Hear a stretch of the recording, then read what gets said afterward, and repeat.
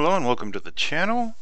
First, let me go ahead and apologize here. We recorded the video on modifying the red ship in our Easy Start 2 map earlier today, and then of course we found out that the recording did not capture any of the vocal audio, only audio from the game. So the walkthrough on upgrading it basically was completely snafu. So rather than shooting the audio over it or shooting the entire thing all over again, what we're going to do here is load it up. I'm going to go over the changes we made. Should make it a quicker video. It was about 30 minutes long originally. So here we are. We're going to come up here. As you know, the default red ship. Most of you should be familiar with now. What we've done here is we went ahead and put two sets of airtight hangar doors here on the front, and we expanded this section by one row to remove the gap on the side. And then on the side entrances, we put one set of hangar doors coming up.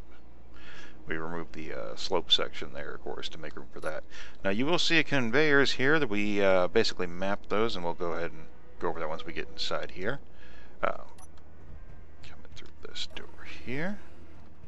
So we've doubled down all the exterior doors to make a simple airlock, and we've went and taken the conveyor system that existed down below in the lower section and routed it up through here and forward through the ceiling, basically, all the way up to the bridge. Now we put these platforms down that cover the back side of the hangar doors below. Alright, so we've got two doors for every exterior door, so they have that simple airlock. We've got one vent up here in the bridge. We've got two vents here in the passenger area.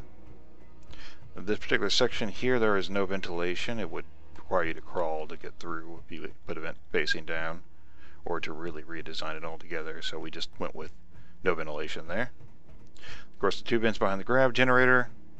Two vents here that you can actually still continue down the slope. Of course, that is back out to the exterior here. As you see, we expanded it by one around the doorway. I have not bothered to paint everything to match yet.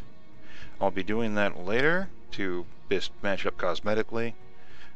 So for now, you don't need to worry about that, of course. As you can see here, we expanded the window that looks into the actual hangar bay. And we'll cover the conveyor system, but you can see it pipes down this way. Or over and then up, rather.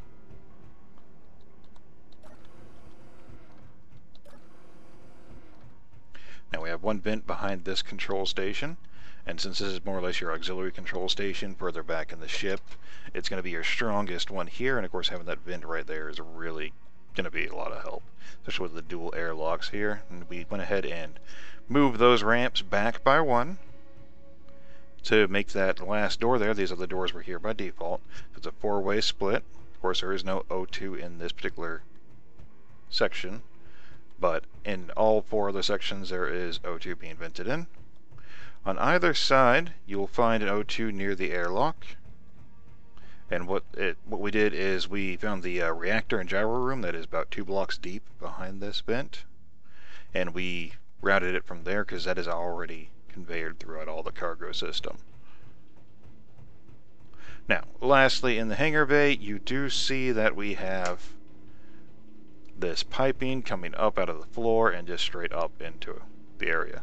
And actually I just noticed I did overlook putting the vents in the actual hangar bay, so we will go ahead and correct that and actually get to show you something built this video since we lost the original video.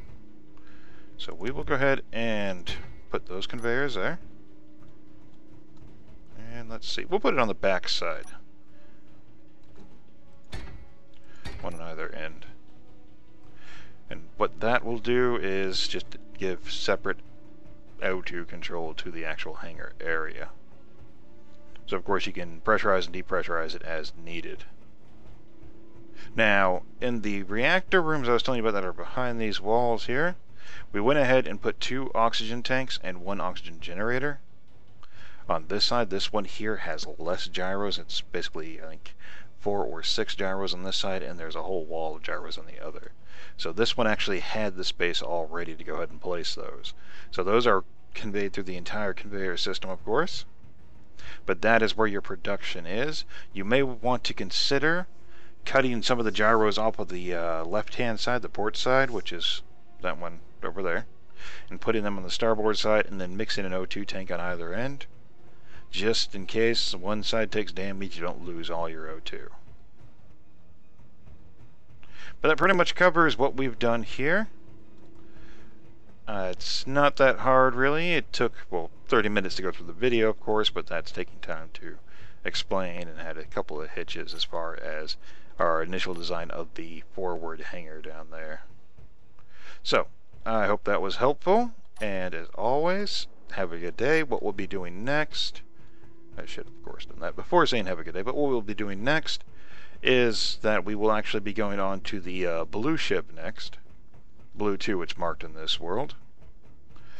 And we will go ahead and update that. Now, obviously, tomorrow is the update, so whatever new feature they add for us tomorrow, we're going to try to incorporate it on Blue 2, once we also try to add the O2 and the airlocks and whatever else we need here for Blue 2 to get updated and current. And then after that, our next project is going to be the blue chassis. And that one, we are actually going to have you guys on, well, any of the forums for the sites that we frequent, of course, and YouTube as well. Just submit what concepts you have for what you would like us to do with the blue chassis here. Any type of ship that you can think of, go ahead and submit it, and we'll pick from that and decide which one we want to go ahead and build. And if we have some really good suggestions, more than one of course, we might even duplicate the chassis beforehand and try our hand at making a couple of different designs throughout the upcoming videos. But really hoping to get something interesting in the update tomorrow to update Blue 2 with over there, so we can do more than just another O2 system and airlock system. And, well, as I said before, as always, thanks for watching, and you have a good day.